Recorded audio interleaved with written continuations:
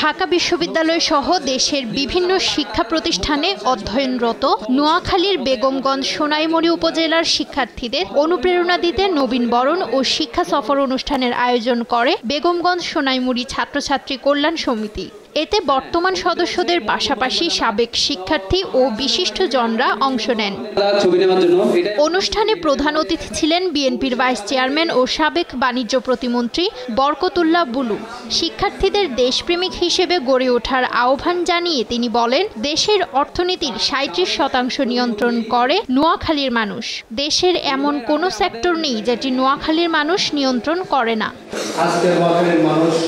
বাংলাদেশের শতকরা ৩৭ মেম্বার বেলাল চৌধুরী এখানে আছেন। ৩৭% অর্থনীতির বৃহত্তর নোয়াখালীর মানুষ আজকে বাংলাদেশের বাংলাদেশে এমন কোনো সেক্টর নেই যে সেক্টর আজকে নোয়াখালীর মানুষ নিয়ন্ত্রণ করে না। অতএব আমরা অত্যন্ত গর্বের সাথে বলতে পারি, আমি একজন নোয়াখালীর মানুষ হিসাবে আমি গর্ববোধ করি। দিনব্যাপী চলা এ অনুষ্ঠানে অংশ নেন ঢাকা বিশ্ববিদ্যালয়ের অধ্যাপক ডক্টর আব্দুল জাহের, জাতীয় রাজস্ব বোর্ডের সদস্য বেলাল হোসেন চৌধুরী, অতিরিক্ত সচিব জহিরুল ইসলাম লিটন, উপসচিব শাহরিয়ার টিটু, মার্কেন্টাইল ব্যাংকের নির্বাহী chairman M A Khan Belal, PG হাসপাতালের সহকারী অধ্যাপক ডাক্তার আতাউল্লাহ বিপ্লব, সুপ্রিম সিড কোম্পানি লিমিটেডের স্বত্বাধিকারী এইচ.এম. হুমায়ুন কবির, বিশিষ্ট ব্যবসায়ী হুমায়ুন কবির চৌধুরী সহ নোয়াখালীর বিশিষ্টজনরা।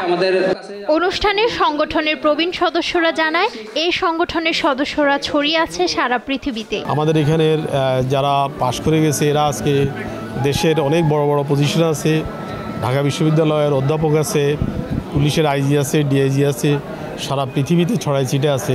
আমরা বৃহত্তর নোয়াখালীর 3 জেলার সকল ছাত্রছাত্রীকে একাত্র করে বৃহত্তর নোয়াখালীকে আমরা স্বাধীনতার পরে নোয়াখালী যেভাবে ভাইব্রেন্ট ছিল, উজ্জ্বল ছিল, বর্ণিল ছিল, সেই জায়গায় নিয়ে যাব। ছাত্রছাত্রীদের মধ্যে উদ্দীপনা সৃষ্টি করা, ছাত্রছাত্রীদের উৎসাহ দেওয়া, তারা যাতে কর্মজীবনে ভালোভাবে এগিয়ে যেতে পারে, এস্টাবলিশড হতে পারে, সেগুলোর ব্যাপারে কিছু কিছু টিপস দেওয়া হয়। আমাদের লক্ষ্য হলো ছাত্রদেরকে উৎসাহ দেওয়া, তারা যাতে লেখাপড়া করে ভালোভাবে সামনে আমাদের দেশের কাজ করতে পারে, নিজের পরিবার পরিজন এবং সমাজ দেশের জন্য কাজ করতে পারে। গ্রামে আসি যখন বন্ধুত্বের বন্ধনে আমরা সবাই দেখতে পাই একে অপরকে, পারস্পরিক বন্ধনটা স্ট্রং হয়।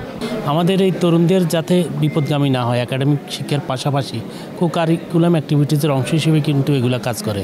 আপনি দেখবেন বিভিন্ন প্রাকৃতিক দুর্যোগে কিন্তু ওরা সবসময় ঝাঁপিয়ে পড়ে।